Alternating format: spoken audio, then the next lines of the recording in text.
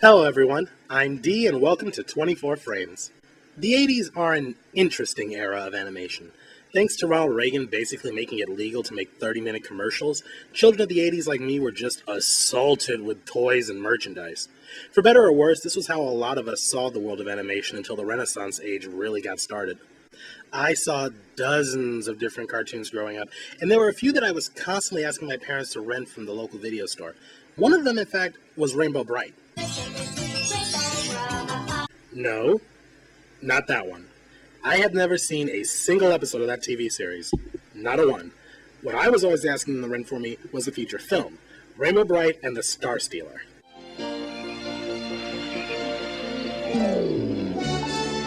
Originally released November 5th in 1985, this was the first and only film ever given to the Hallmark character. That's right, Rainbow Brite is originally a character on Hallmark cards. To its credit, the animation in this is alright. Nothing spectacular and not up to the standards of most animated films, but pretty good, and it works for the film. A hell of a lot better than some of the animated movies that came out that year. You find her, for better or for worse, beside her, for the honor of love, by the power above. This is the part where I'm usually named the animation studio so I can give them their credit, but I don't really know who to give credit to in this regard. On Wikipedia, it's listed as a Deke Entertainment production. And it is, but during the ending credits, it's also revealed that about 9 other studios had a hand in producing this thing, so let's just say there's a lot of energy and talent connected to this. We open on a dark palace deep in space.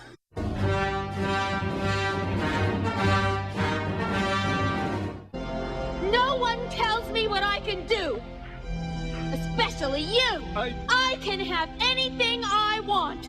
This tall ball of annoyance is known simply as the princess, and this little puffball Obi-Wan looking character here is trying to talk her out of stealing some diamond that apparently is the center of the universe. No one is going to stop me. So she imprisons the little puffball, and we cut away to Rainbow Land, where we meet our main character's trusty steed, Starlight. And God in heaven do I find this character annoying. He spends a great deal of this movie complaining. The Rainbow Land! I know where we have to go, thank you very much. I hope he knows where he's going. I will not wear booties. What do you take me for, the morning bus? Oh, my poor dignity. And when he isn't complaining, he doesn't really contribute much to the film other than... Wake up, flowers. I've been up 4 hours. There's work to do. And he's singing. Wonderful. Everybody's got a part to play to start each day in a beautiful way. Every morning when the night goes away, every morning is a brand new day.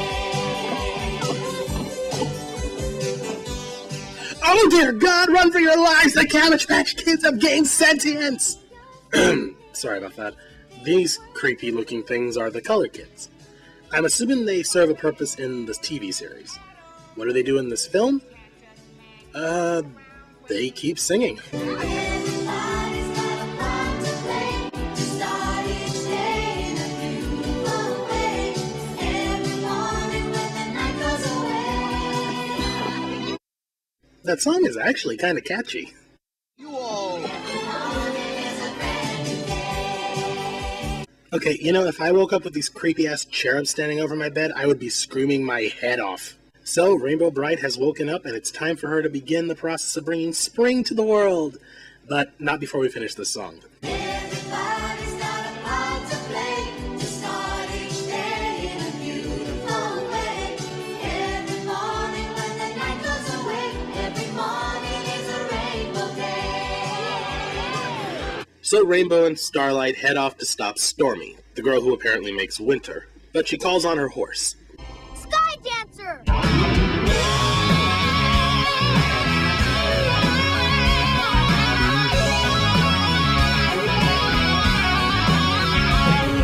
And already we've been introduced to a much more badass character than Starlight.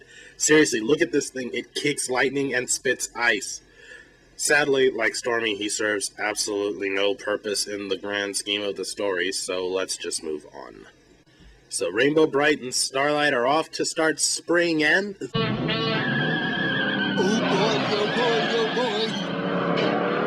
boy. Okay, hurry! It's almost spring! Oh, I'm sorry, I forgot about these two. This is Murky, the distant cousin of Wario, and Lurky, the love child of Captain Caveman and Fuzzy Lumpkins. I'm assuming they are recurring villains in the TV series, but again, in the movie, they're around a lot, but they really aren't that important. We also meet a little boy who, again, doesn't really do anything in this movie. Okay, look, I know that you want to try and fit in a lot of supporting cast in this show to get them set up for the TV series, but if you're going to spend time with them, have them serve a purpose, have them do something. Something useful! At least we don't spend a lot of time with them. Anyway, Rainbow discovers that for some reason she can't make the snow go away. So she returns to Rainbow Land to find out what's going on. And while she's on her way back, we meet what might be the most badass character in this movie, Onyx. Seriously, I can't be the only one who thinks this horse is awesome, right? It's an intergalactic space robot horse with artificial intelligence, rocket boots, and it's made of some type of shining black steel. This thing is friggin' awesome! Good. Let me buy it. Okay, fine, so it talks like a speak and spell with a stutter, but it's still awesome! So, Onyx has been sent by Orin, that little Obi-Wan puffball from earlier, to warn Rainbow Brite that the princess is trying to steal a planet called Spectra, which is a giant diamond that reflects light around the galaxy and brings color to the world. Since if she succeeds in stealing Spectra, it will result in the death of everyone on the planet, Rainbow agrees to travel with Onyx to stop her. Don't you understand? Spring will never come again. If something happens to Spectra, it's part of the colors and the joy we bring. And if Spectra dies... Blah, blah, blah. Spectra important, lives at stake. Let's get on to the space adventure. Apparently, Onyx is also able to create wormholes to travel through space because the trio arrive at Spectra in a matter of minutes. They land on Spectra only to find a race of small, fuzzy Ewok-like people who are having their souls zapped out of them by giant robots and being forced into slave labor to wrap the light of the universe into a net so it can be dragged away and bring death to the entire galaxy. This movie is actually kind of dark when you think about it. Things on Earth will die if you cover up the diamond. Earth? What's Earth? It's the place I bring color to. A beautiful place full of light. Will someone please shut her up? Thank you. So begins a chase scene where Onyx saves Rainbow and Starlight 1, 2, 3 times in the span of 5 minutes. Why exactly did he need to go get Rainbow? He seems perfectly capable of handling things on his own. Anyway, it turns out that Orin has a prodigy named Chris, here seen wearing Mega Man's costume for the gay pride parades, who's been hiding out in a cave since Orin disappeared. Glitterbots have everybody on Spectra hypnotized but me, and that's only because I can run faster than anybody. The princess is wrapping the whole planet up like a birthday present, and you bring me a girl? So, your mentor is gone, your people are enslaved, the galaxy is on the brink of destruction, and you're gonna insult the one person who's willing to help you. Come with us, if you're not afraid. I'm braver than any girl. Which you've proven by hiding in a cave. So the quartet head off, and as they head into the vacuum of space, it dawns on me that not a one of them seems to need to breathe. Oh, whatever, we gotta get to the princess's palace.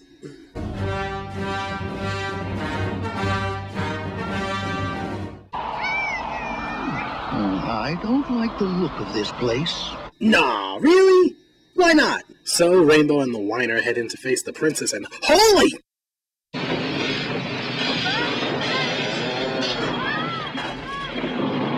So after that little adventure, Rainbow and Chris are captured by the princess, who steals Rainbow's color belt and leaves them in a dungeon. Greetings, Chris. Onyx! You have to get us out of here! Onyx, go and get Starlight. A lot of good that's gonna do. That dumb horse can't even fly without your rainbow. He can think, which is more than your horse can do. Oh yeah, because Onyx hasn't done anything intelligent or helpful, except for one thing. What was it again? Oh yeah, saving your life 3 goddamn times! So anyway, Onyx and Starlight managed to retrieve the belt, break the kids out, and it's time to go and deal some payback to the Wait, where is everyone going? I need more power. We've got to get back to Rainbow Land and get more stars sprinkled. Ah, crap, the movie's starting over! But, thankfully, the princess uses her powers to banish Rainbow and Chris to the evil... insert name here planet. So, Chris and Rainbow try to make their escape and are attacked by weird lizards in robes who are... Oh dear God, what are they doing to Onyx? Oh my God, I think it's trying to mount him. And not in the way you're supposed to mount a horse. Rainbow gets separated from the group, but manages to find Orin, who is in a cave being attacked by more lizard men. Except these are all naked.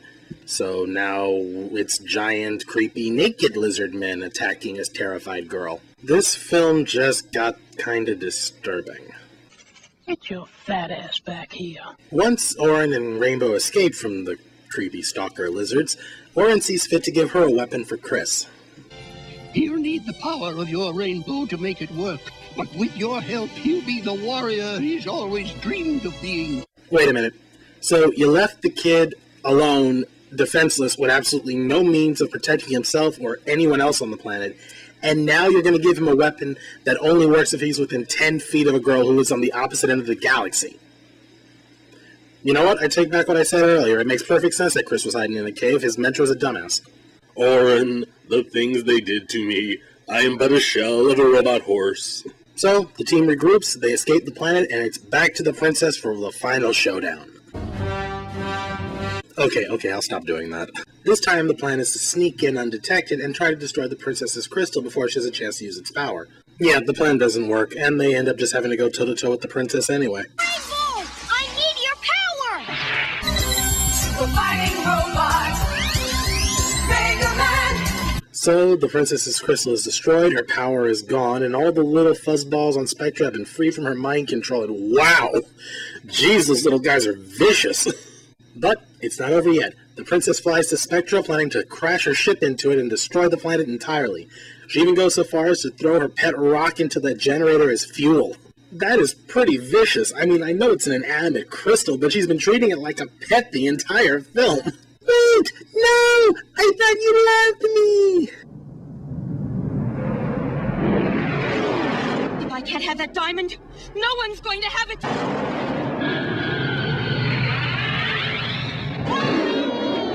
Not the rainbow!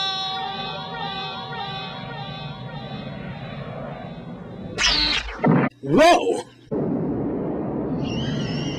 Okay, lesson learned. Do not piss off Rainbow Brite. I'm done playing with you, bitch!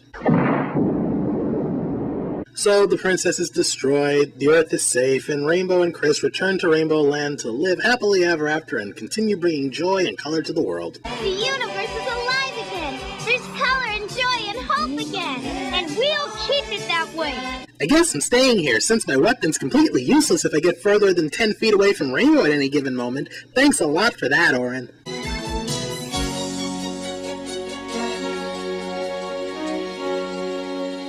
Well, that was Rainbow Brite and the Star Stealer. Is this a horrible film? No, it's actually a lot better than I would expect a Rainbow Brite movie to be, honestly, but it drags in a lot of places. The supporting cast is pretty much useless, Rainbow and Chris have no presence, and everything just kind of feels like it's going through a series of plot points, not really telling a story. You could have probably cut a good half hour out of this thing and lost absolutely nothing. They did release this on DVD back in 2004, but now it's out of print. I found it on Netflix for streaming, and you can probably still find it there. Other than that, I don't really know where you're going to find a copy of this thing if you're curious about it. So, thanks for watching. I'm Dee, and this has been 24 Frames. See you next time. When you dream of distant stars and open up your eyes, a light comes shining from afar that lets you reach the skies. Places that you thought were dreamlands turn from dreamlands to believe lands when you take a helping hand, making brand new friends. From the shine